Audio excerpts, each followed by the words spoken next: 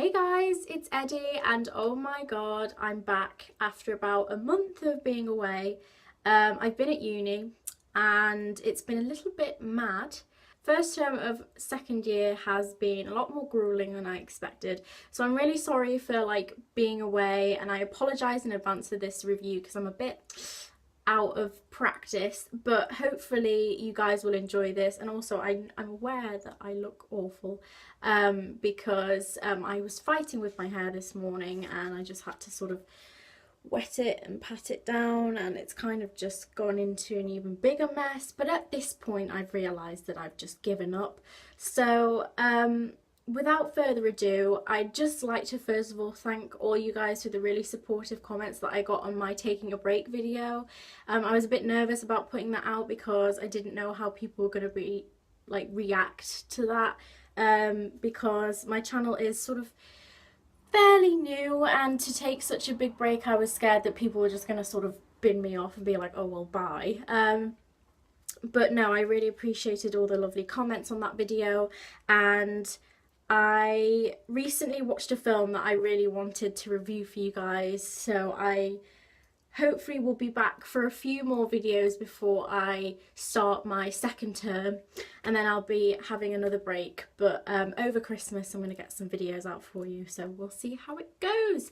But today's video that I'll be doing for you is a review of Gerald's Game, the new Stephen King adaptation on Netflix that was released like a couple of months ago. I think it was middle of September, I could be wrong, but it stars Carla Gugino and Bruce Greenwood, and it's directed by Mike Flanagan. So let's get into the analysis of it. This whole film centres around a woman called Jessie and her husband Gerald, who go on a romantic break to their lake house, and you know, it's kind of straight away they're right into the bedroom. It's like, goodness me, guys. Gerald certainly couldn't wait to start the sexy antics at their lake house. And what do you know it, the first sort of session goes terribly awry when they sort of have a bit of a fight, and Gerald begins to clutch his chest, and we're aware that he's having a heart attack, and he collapses onto the ground. Fine, right? Call an ambulance, call a coroner. But no, it actually turns out that Jessie was handcuffed to the bed as part of Gerald's sexy game, and she's got no access to her phone. She's got no way that she can escape, so she's literally handcuffed to her bed. And it's all a bit of a dire situation. It becomes even more dire when a stray dog enters the house, because they left their door open when they were so eager to get down and dirty with each other, that a stray dog enters the room and begins eating Gerald's decomposing body. So yeah, I won't tell you any more because I think that sets you up. I hope that sort of intrigues you a bit if you were thinking about seeing this film, but that's the basic premise. And my first thing that I noted when I was watching this film was how fantastic the two leading actors were, Gugino, I'm sorry if I don't know how to pronounce that name, and Bruce Greenwood.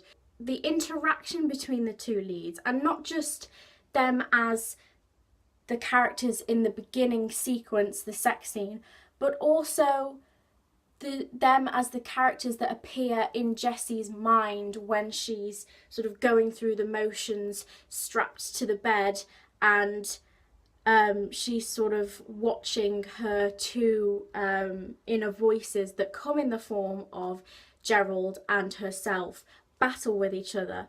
I thought that the dialogue between them in both situations was delivered with this sort of venom, electricity, and they interacted fantastically with each other, and you just end up becoming gripped by the two of them.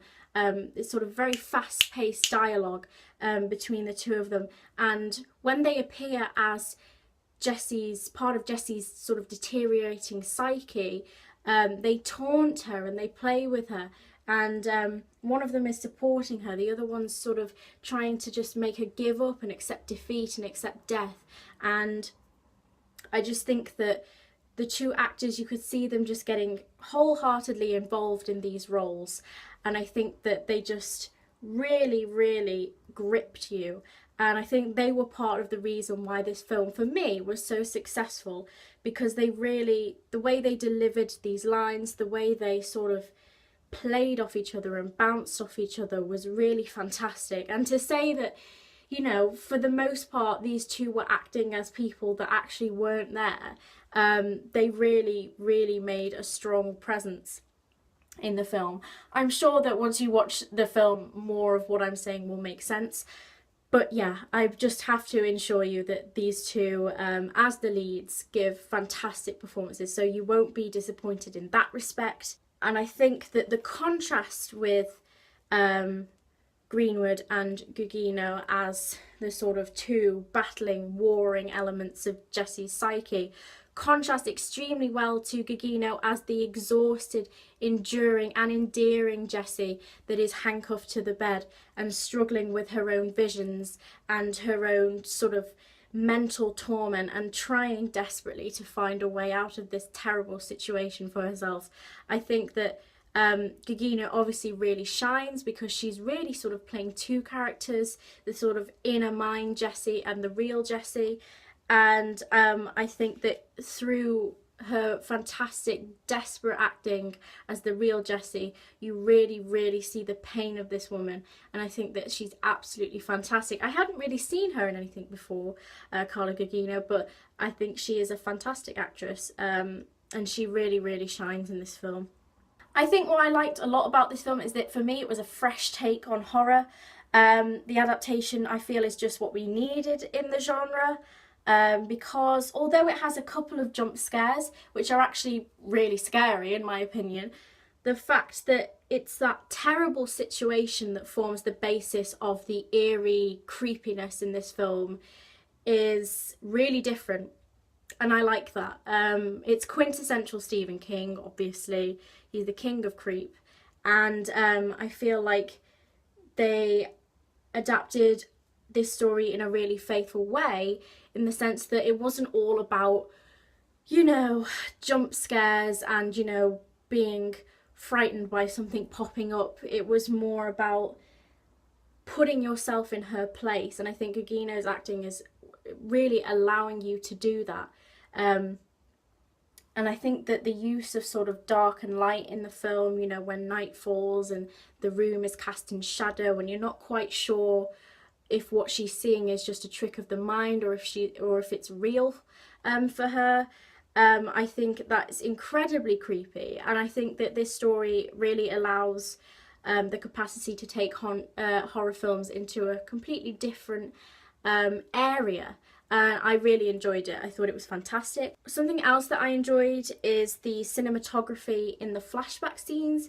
We learn a little bit more about Jessie's life in the film and what happened to her as a child, and in these scenes it takes place during a solar eclipse, and so there's this amazingly creepy but also beautiful red hue that is sort of filling the lens of the camera in these scenes, and I think it's really great. It's really interesting and it's oddly pretty but very, very mesmerizing. I think that was beautifully done, and it sort of, you know, allowed that sharp contrast between the sort of dull reality of Jessie being handcuffed to the bed.